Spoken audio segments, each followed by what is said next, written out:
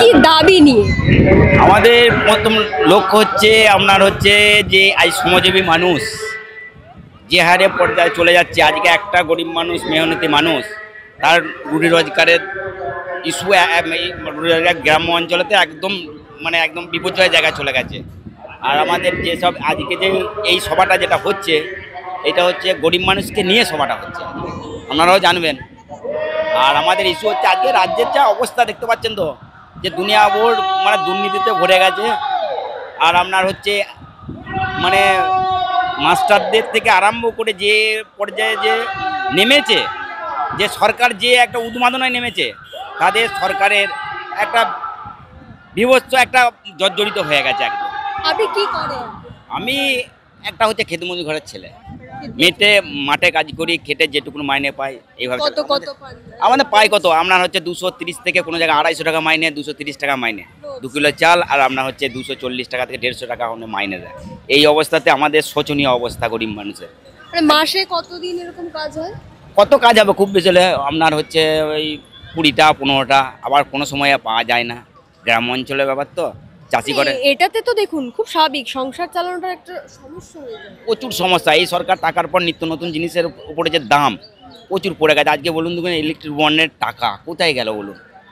হ্যাঁ, আপনারা নিজেরা দেখতে পাচ্ছেন তো, ভোট করার জন্য গ্রাম্য অঞ্চলে কিংবা আমরা দেখতে পাচ্ছি একটা লুটেরের রাজত্ব চলছে। আর ধরুন আজকে একটা কারেন্টের বিল একটা বিভৎস জায়গায় চলে গেছে। আজকে আমরা কারেন্টের বিল দিতে আমরা হিমশিম খেয়ে যাচ্ছি। তারপর যে কোনো নিত্য নতুন জিনিস, আজকে নিত্য নতুন যে জিনিসগুলো আমাদের প্রতিদিনের যে লাগে, সেই জিনিসগুলো এমন একটা জায়গায় চলে গেছে, তার দাম যেটা আমরা আজকে আপনার সাপোজ কথা বলছি, আজকে নুনের দাম কত ছিল বলুন? সেই নুনটা আজকে আপনার 28-30 টাকা কিনতে হচ্ছে।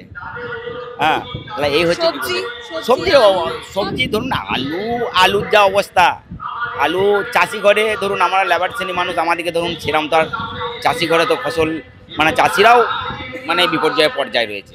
চাষিদের এমন করে ঠিকঠাক দাম পায় না। না না না, সরকারের এমন অবস্থা, এই যে আলু চাষ হলো না, কি দাম পেয়েছে, কত খরচা জানেন? সরকার টিএমসি সরকার হিসেব দিয়েছে আপনার 25,000 টাকা খরচা, আপনার 36 থেকে 40,000 টাকা খরচা আছে। যদি না মিলে নাই মিলিয়ে নেবেন। আজকে ধরুন সারের ভর্তুকি নাই। সার আপনার হচ্ছে আজকে কিনতে গেলে একটা কালোবাজারি মার্কেট তৈরি হয়ে যায় আলু যখন চাষিরা বসায়। এবার সেই সময়তে ধরুন একটা প্রচুর খরচা, তারপর হচ্ছে কীটনাশক ওষুধের প্রচুর দাম। একটা আকাশের বিপর্যয় হয়ে গেলে তার একটা পরিণত হয়। আজকে ধরুন 36 থেকে 42,000 টাকা খরচা আছে আলু চাষের 1 বিঘা জমির প্রতি। এবার একরের হিসেবটা আপনাকে ওটা চিন্তা ভাবনা করতে হবে, কারণ আমরা 1 লাখ টাকা একরে 1,05,000-10,000 টাকা খরচা আছে। কারণ সরকার তো চিন্তা ভাবনা করে একরটাকে ধরে, আমরা বিঘেটাকে ধরি। আর আলুর ফলন হচ্ছে আপনার কত হবে, 70 খানা 80 খানা এরকম ফলন আছে, ওটা পার বিঘে।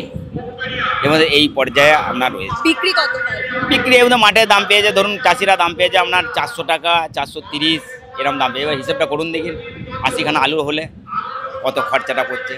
আপনারা কিনছেন কততে? আমরা আপনি যখন খাওয়া দাওয়ার জন্য? হ্যাঁ, ও বাবা, তার বেলায় বলতে হবে না। আপনার হচ্ছে 18 টাকা 20 টাকা, কোনো জায়গায় 12 টাকা হিসেবে চলে যাচ্ছে। সারের দাম লাগাম ছাড়া কৃষকরা যখন চাষ করে, সারের দাম আপনার হচ্ছে কালোবাজারি হয়ে যায়। এই যে বর্তমান যে সরকার আছে, এই সরকারের জন্য কালোবাজারিটা, সরকারের বিপর্যয়ের জন্য কালোবাজারিটা। ওই যে সরকার এখন একর পিছু একটা টাকা দিয়ে, ওই টাকা নিয়ে আমাদের লাভ নাই। আমাদের হচ্ছে চাষির ফসলের দামটা প্রথম হচ্ছে আমাদের লক্ষ্য। চাষির ফসলের দাম পেলে আমরা ওই সরকারের ওই সামান্য কোনো টাকা আমাদের নিয়ে লাভ নাই। চাষির ফসলের দাম পেলে আমাদের এমনি চলে যাবে।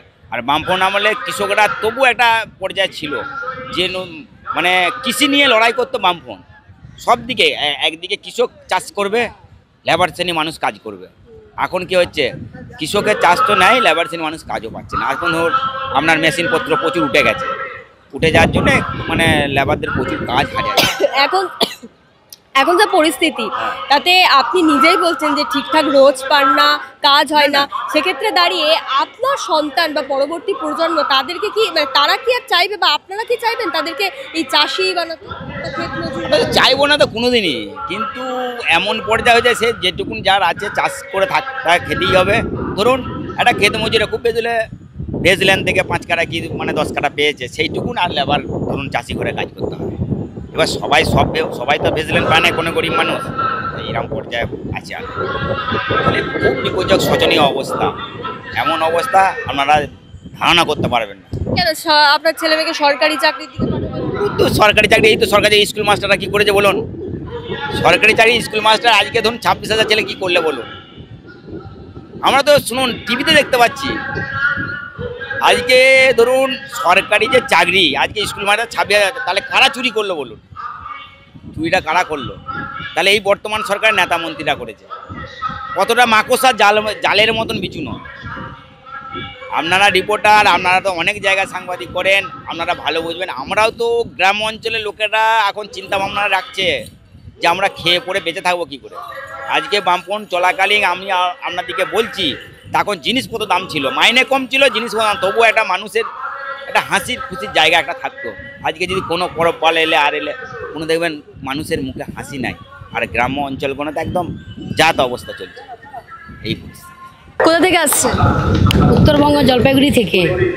উত্তরবঙ্গ থেকে এখানে ব্রিগেডের ডাকে এই যে চারিদিকে আমরা দেখছি যে এত দুর্নীতি চলছে, এত কিছু চলছে, তার মাঝে বিরোধীরা বলছে যে এ রাজ্যে সিপিএম শূন্য, এমএলএ এমপি কিছু নেই, সেটা আমরা দেখছিও। তারপরেও ভরসা রেখেছেন, এত দূর থেকে ছুটে এসছেন কিসের টানে?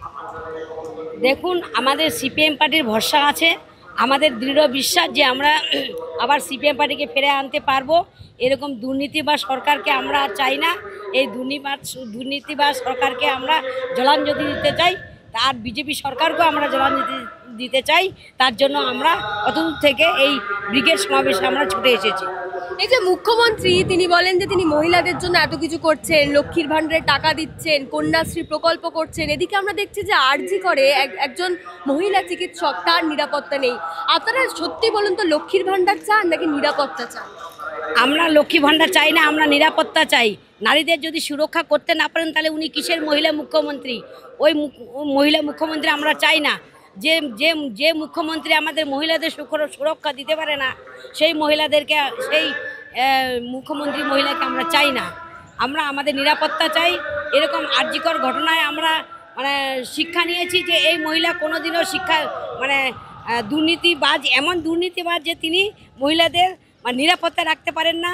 তিনি যখনই মহিলাদের একটা কিছু হয়ে যায় তিনি বলেন ছোট্ট ঘটনা, এটা ঘটনা, ওটা দুষ্টুমি করেছে।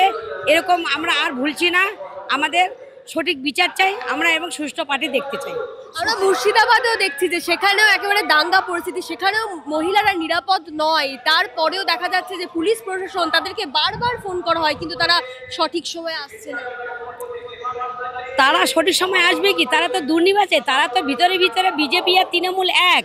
তারা তো দাঙ্গা লাগায়, যে তার দাঙ্গা লাগুক, দাঙ্গা লাগলে ওদের সুবিধা, এই সরকারের সুবিধা, বিজেপিরও সুবিধা, যাতে আমাদের বামফ্রন্ট সরকার আসতে না পারে তার জন্য ওরা দুই পার্টি মিলে যুক্তি হয়েছে। ভিতরে ভিতরে ওরা সেট, শুধু মানুষকে দেখায় ওরা আলাদা। তার জন্য এই যে মুর্শিদাবাদে আসে ঘটনাগুলো ঘটছে, ওই দিদি মোদি সমান, দিদি মোদি যুক্তি করে ঘটনাগুলো ঘটাচ্ছে। আর যে শুভেন্দু অধিকারী, তিনি এই উপরে উপরে মানুষ, ভালো মানুষই দেখাচ্ছে, ভিতরে উনি মহাকাল। এটাই। আচ্ছা, জলপাইগুড়িতে সাধারণ মানুষ কাজ পায় ঠিকঠাক? জলপাইগুড়িতে সারা পশ্চিমবঙ্গে যা ঘটছে জলপাইগুড়িতেও তা ঘটছে। এটা তো আর আলাদা না, পশ্চিমবঙ্গের মধ্যে আলাদা না। যেহেতু সারা পশ্চিমবঙ্গে যেটা, জলপাইগুড়িতেও তা। কোনো কাজ পাচ্ছে না মানুষ, দিন দিন কাজ হারাচ্ছে, মানুষের কাছে পয়সা নাই, পয়সার ওপর মানুষ খেতে পারছে না। এদিকে সবজির দাম বেড়েছে, ওষুধের দাম বেড়েছে। সবজিদের কৃষকের প্রতি মুখ্যমন্ত্রীর কোনো নজর নাই। সরকারের দুইটা সরকার, না সেন্ট্রাল না রাজ্য, দুইটা সরকারের কোনো নজর নাই কৃষকের প্রতি। আর কৃষক না থাকলে, মেহনতি মানুষ না থাকলে আমরা কেউই বাঁচবো না, কেউ আমরা খেতে পারবো না। তাই আমরা এই দুটো সরকারকে চাই না, আমরা একটা সুষ্ঠু সরকার চাই। কিভাবে এসছে? আমরা ট্রেনে করে এসেছি, রিজার্ভেশন। কততম ব্রিগেড এটা? এর আগে এসেছেন তো নিশ্চয়ই? হ্যাঁ, এটা আমার তৃতীয়তম ব্রিগেডে আসলাম।